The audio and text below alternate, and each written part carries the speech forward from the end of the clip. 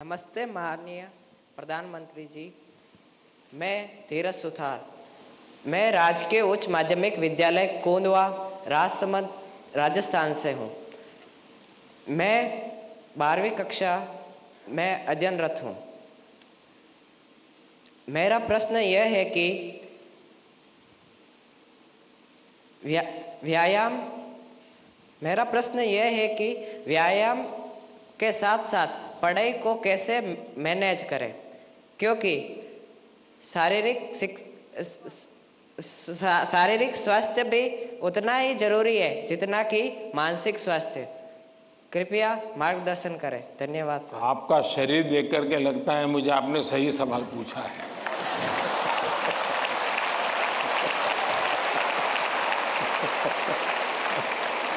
और आपकी ये चिंता भी सही होगी।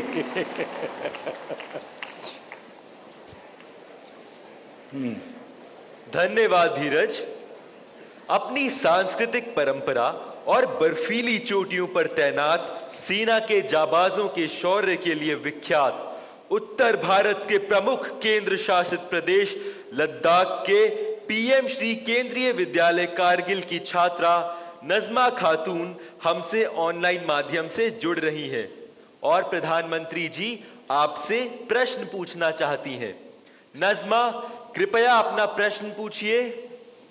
माननीय प्रधानमंत्री जी नमस्कार।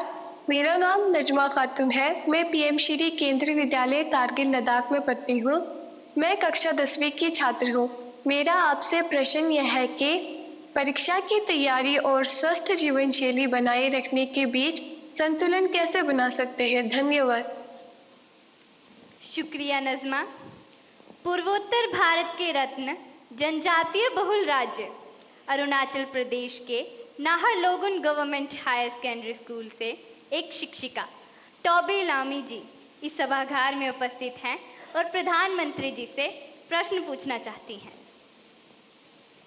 नमस्कार माननीय प्रधानमंत्री जी, मेरा नाम तोबी लोमी है।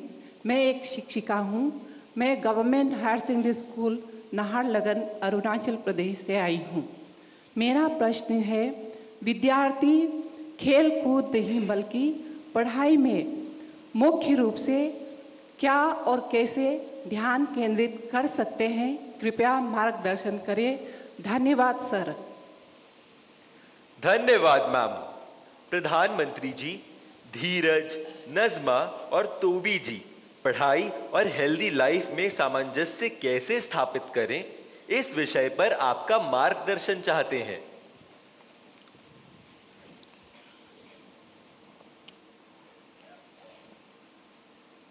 आप में से बहुत सारे स्टूडेंट्स मोबाइल फोन का उपयोग करते होंगे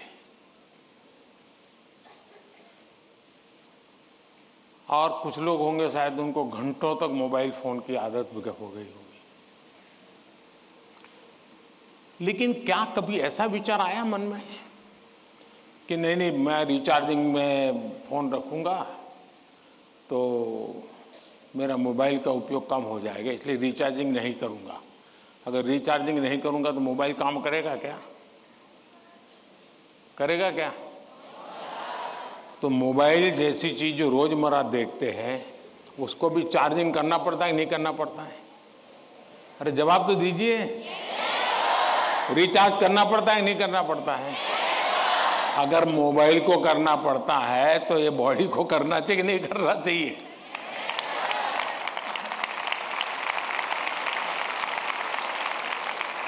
जैसे मोबाइल फोन में चार्जिंग ये मोबाइल की रिक्वायरमेंट है, वैसे हमारा शरीर का भी चार्जिंग ये शरीर की रिक्वायरमेंट है। आप ऐसा सोचो कि नहीं पढ़ना है तो बस विंडो बंद, पढ़ाई बाकी सब बंद, ऐसा कभी नहीं हो सकता है। जीवन ऐसे नहीं जी सकते हैं और इसलिए जीवन को थोड़ा संतुलित बनाना पड़ता है। कुछ लोग होते हैं खेलते ही रहते हैं, वो भी एक संकट होता है। लेकिन जब आपको एग्जाम देनी हो, क्योंकि लौकिक लाइफ जीवन में इन चीजों का अपना महत्व है, इसको टाल नहीं सकते। लेकिन अगर हम स्वस्थ ही नहीं रहेंगे, अगर हम अपने शरीर में वो सामर्थ्य ही नहीं होगा, तो हो सकता है कि 3 घंटे एग्जाम में ही बैठने का सामर्थ्य खो देंगे, फिर 5 मिनट ऐसे ही करके बैठा रहना पड़ेगा। और इसलिए स्वस्थ शरीर स्वस्थ मन के लिए भी बहुत जरूरी है। अब स्वस्थ शरीर का मतलब ये तो नहीं है कि आपको पहलवानी करनी है, ये आवश्यक नहीं है, लेकिन जीवन में कुछ नियमितताएं होती है।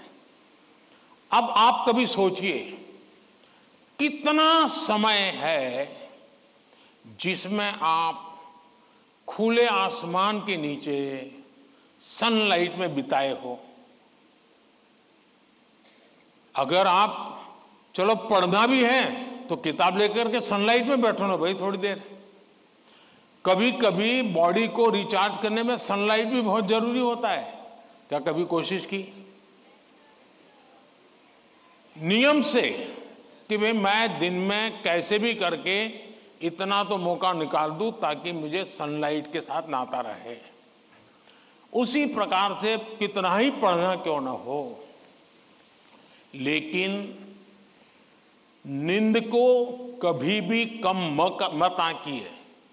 जब अपनी मम्मी हमको कहती हैं कि सो जाओ तो उसका इंटरफेरेंस मत मानिए। ज्यादातर स्टूडेंट का ईगो इतना हर्ट हो जाता है कि तुम कौन होती हो, सो जाओ और मुझे कल एग्जाम देनी है, मैं सोऊंगा नहीं सोऊंगा तुम्हें क्या लेना। ऐसा करते हैं ना घर में। जो नहीं करते हैं मन न बोले, जो करते हैं वो बोले। जरा करते हैं, कोई नहीं बोल रहा है। लेकिन ये पक्का है कि नींद के विषय में भी अगर एक बार रील पर चढ़ गए, एक के बाद एक रील देखते ही गए, छुपाना चाहते हो ना। कितना समय बीत गया पता नहीं, कितनी नींद खराब हो गई पता नहीं। क्या निकाला, पहला रील देखा था याद करो जरा, याद भी नहीं है, ऐसे ही देख रहे हैं। ऐसे हम नींद को बहुत कम आंकते हैं। आज आधुनिक हेल्थ साइंस जो है वो नींद को बहुत तवज्जो देता है। आप आवश्यक नींद लेते हैं कि नहीं लेते हैं, वो आपके स्वास्थ्य पर बहुत बड़ा महत्वपूर्ण है। आपको उस पर ध्यान केंद्रित करना चाहिए। इसका मतलब ये भी नहीं कि बस एग्जाम तो आती रहेगी। मोदी जी को मिला था, उसने कहा है सो जाओ। अभी यहां आर्टिस्टिक बोर्ड बनाओ और घर में घुसते ही लिखो सो जाओ, मम्मी पापा को दिखा दो सो जाओ। ऐसा तो नहीं करेंगे ना। कम नींद स्वास्थ्य के लिए अनुचित है। कुछ अपवाद लोग होते हैं जिनको उन्होंने अपने एक ऐसे स्टेज पर बॉडी को ले गए हैं, उनको शायद उससे बाहर होंगे। सामान्य मानवीय के जीवन के लिए अनुचित है। आप कोशिश कीजिए कि आपकी रिक्वायर जितनी भी नींद है वो आप पूरी लेते हैं, और ये भी देखिए कि साउंड स्लीप है कि नहीं। बहुत गहरी नींद होनी चाहिए। आप हैरान हो जाएंगे, ये जो टीचर बैठे हैं ना, बड़ी आयु के टीचर, ये सुनकर के जरूर चौंक जाएंगे। आज भी मैं इतना सारा मेरे पास काम है ना, आप लोगों जितना नहीं है।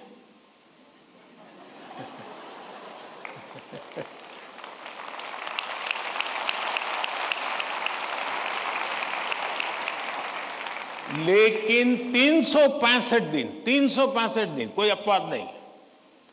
अगर मैं बिस्तर पे लेटा नहीं कि 30 सेकंड में डीप स्लीप की तरफ नहीं चला गया था, होता नहीं। 30 सेकंड लगता है मुझे। आप में से बहुत छोटी आयु के भी होंगे, कभी इधर कभी उधर, कभी उधर कभी उधर, फिर नींद आई तो आई। क्यों? मेरा बाकी जो जागृत अवस्था का समय है उसमें बहुत जागृत रहता हूं मैं। तो जब जागृत हूं तो पूरी तरह जागृत हूं, जब सोया हूं तो पूरी तरह सोया हूं। और वो बैलेंस, जो बड़ी आयु के लोग हो परेशान होते होंगे, हाँ यार हमें तो नींद ही नहीं आती, आधा घंटा तो ऐसे ही करवट बदलते रहते हैं, और ये आप अचीव कर सकते हैं। फिर एक विषय है न्यूट्रिशन, संतुलित आहार। और आप जिस उम्र में हैं, उस उम्र में जिन चीजों की जरूरत है वो आपके आहार में है कि नहीं है।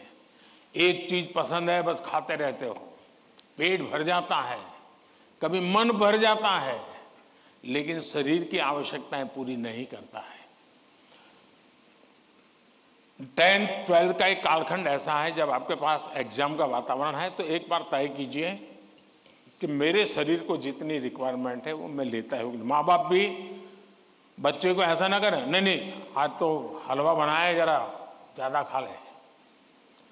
कभी माँ बाप को भी लगता है कि क्वांटिटी ज्यादा खिला दी तो बच्चा आज खुश है। जी नहीं, उसके शरीर, और इसके लिए कोई अमीरी गरीबी का मुद्दा नहीं है। जो उपलब्ध चीजें होती हैं उसी में से मिल जाता है जी, उसमें सारी चीजें रहती हैं। कम से कम खर्च वाली भी चीजें होती हैं जो हमारे न्यूट्रिशन को कैर कर सकती है। और इसलिए हमारे आहार में संतुलन, ये भी स्वास्थ्य के लिए उतना ही जरूरी है। और फिर एक्सरसाइज, हमने पहलवानी वाली एक्सरसाइज करे या ना करे अलग बात है, लेकिन फिटनेस के लिए एक्सरसाइज करना चाहिए। जैसे डेली टूथब्रश करते हैं ना, वैसे ही नो कॉम्प्रोमाइज एक्सरसाइज करनी चाहिए। मैंने कुछ बच्चे ऐसे देखे हैं, वो छत पे चले जाते हैं, किताब लेके चलते हैं और पढ़ते रहते हैं, दोनों काम कर लेते हैं। कुछ गलत नहीं है, वो पढ़ता भी है और अपना धूप के अंदर चल भी लेता है, एक्सरसाइज भी हो जाती है। कोई न कोई ऐसा रास्ता निकालना चाहिए जिसमें आपकी फिजिकल एक्टिविटी होती रहती है। 5 minute 10 minute dedicated physical activity करनी ही चाहिए। ज्यादा कर सकते तो अच्छी बात है। अगर इन चीजों को सहज रूप से आप लाएंगे, एग्जाम के तनाव के बीच सब कुछ इधर करेंगे वो नहीं करेंगे तो नहीं चलेगा। संतुलित करिए, आपको बहुत फायदा होगा। धन्यवाद।